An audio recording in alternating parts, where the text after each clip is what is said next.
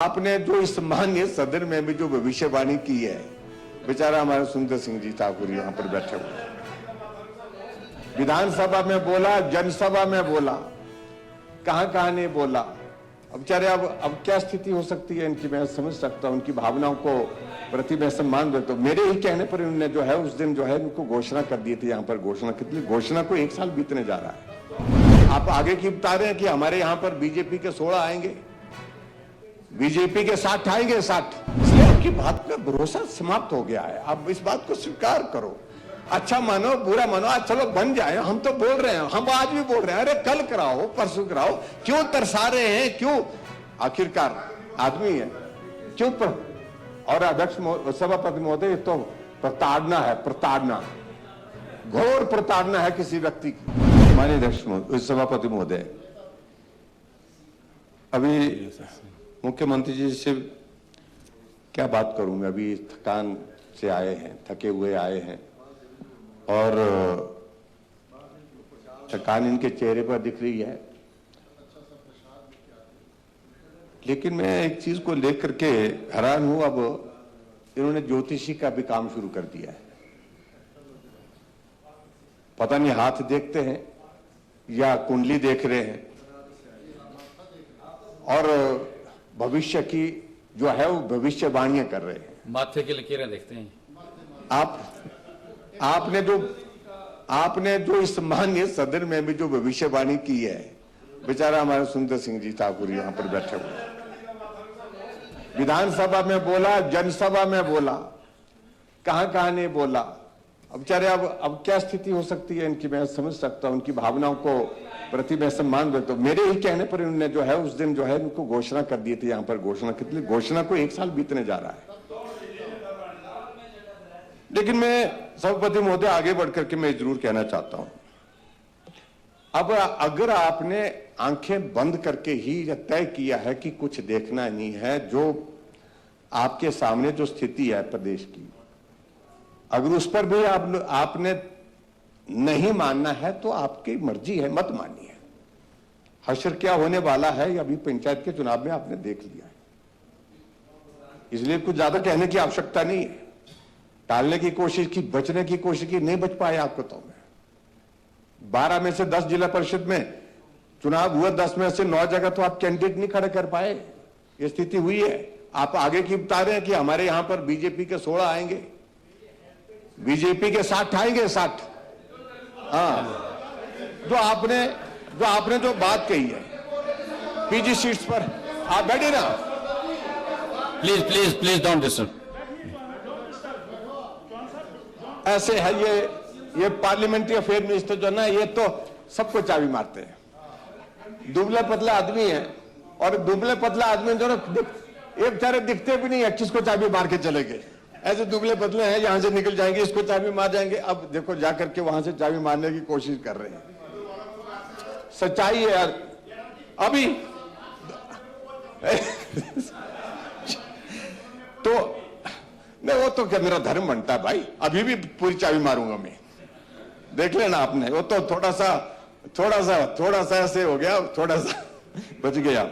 मैं सभापति महोदय एक बात कहना चाहता हूं, मुख्यमंत्री जी सच्चाई बोलिए, जो सत्य है वो बोलिए।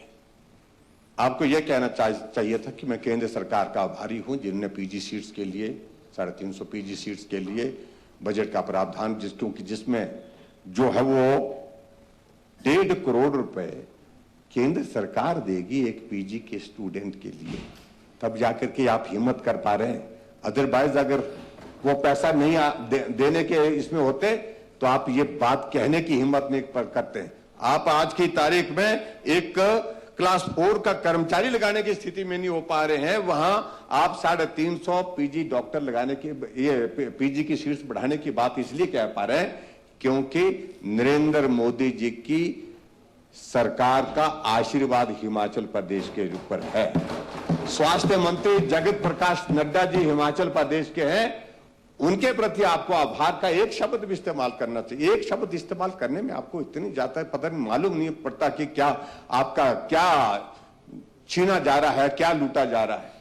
आपको कहना चाहिए, खुले मन से कहना चाहिए कि केंद्र सरकार के आभारी है पीजी सीट्स के लिए, उनकी ओर से जो केंद्र की ओर से जो अनुदान दिया जाएगा उसके लिए हम आभारी हैं। तो इसलिए बहुत सारी चीजों को लेकर के हम कह सकते हैं, लेकिन सच्चाई ये है कि वक्त बीत गया, जो आपका जो ना तिलिस्म टूट गया है। अब नहीं सुनेंगे लोग, सुनेंगे तो मानेंगे नहीं आपकी बात पर, भरोसा टूट गया है। जो मुख्यमंत्री सदन के अंदर और जनसभा में भी घोषणा कर दे कि इस तारीख को ये इस व्यक्ति को मैं मंत्री बना रहा हूं, 1 साल बीतने के बावजूद भी वो मंत्री नहीं बना, तो कौन भरोसा करेगा?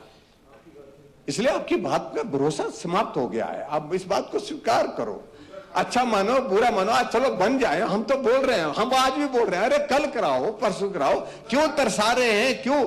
आखिरकार आदमी है, क्यों और अध्यक्ष सभापति महोदय, तो प्रताड़ना है, प्रताड़ना, घोर प्रताड़ना है किसी व्यक्ति की।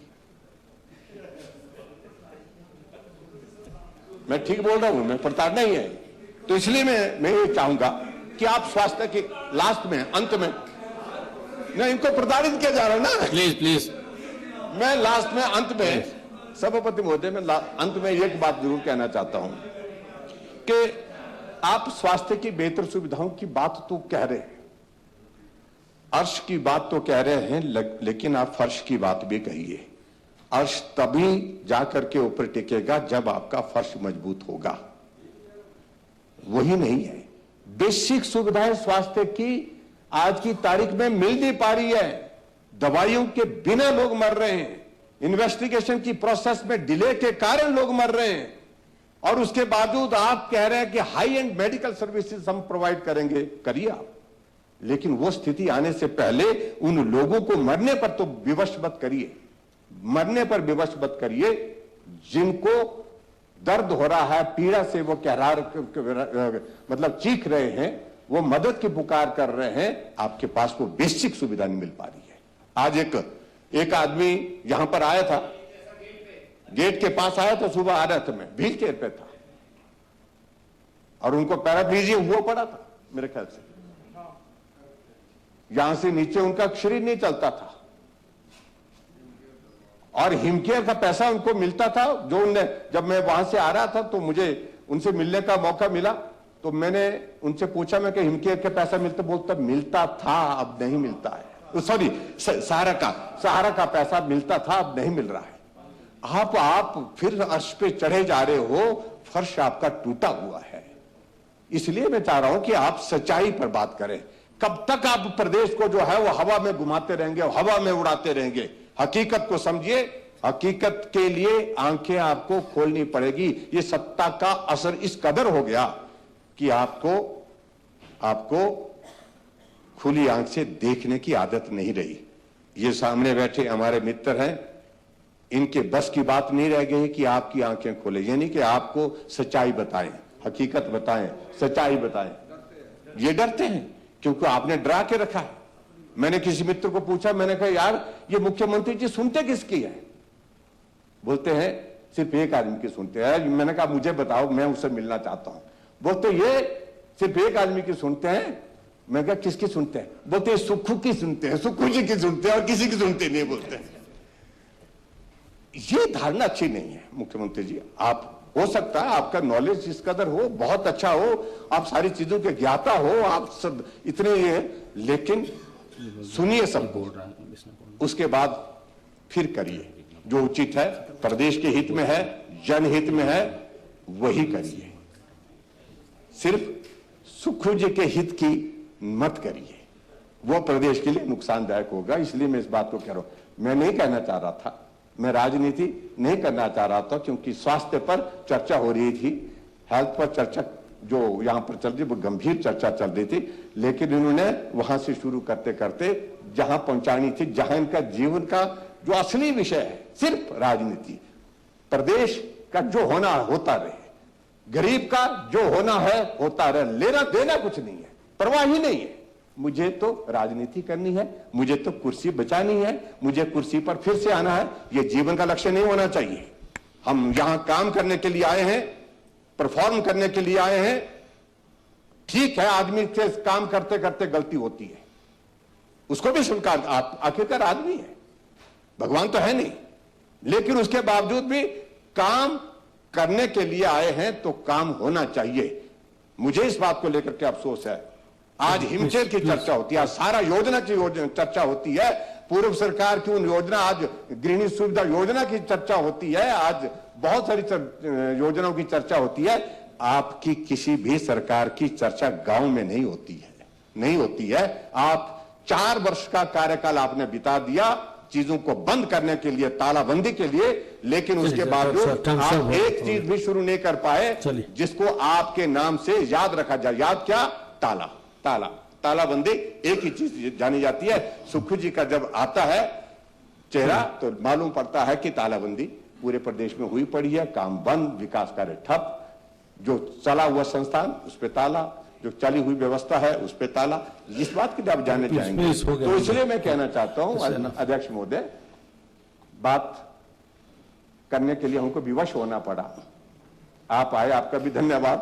और खासतौर से मैं एक बात के लिए भी फिर से विनम्र निवेदन करना चाहूंगा, हमारी बात अभी तक भी अधूरी है। वो बात अधूरी रही है। हमने कहा कि आप व्यवस्था देंगे और आपकी सारी बातें पूरी होगी। कुर्सी पर बैठे हैं, कोई अधूरी नहीं रहेगी।